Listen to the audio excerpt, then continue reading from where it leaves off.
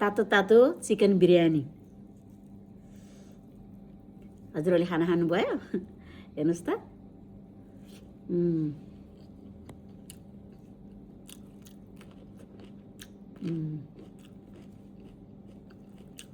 कस्तो मिठो बिरयानी खान एकदमै मन लागिरहेको थियो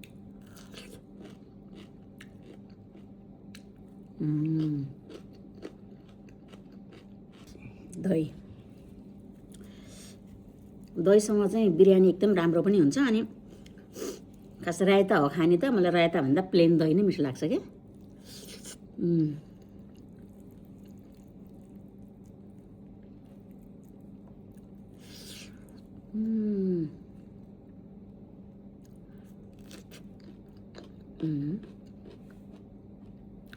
भिन्डी यस्तो मिठो हुन्छ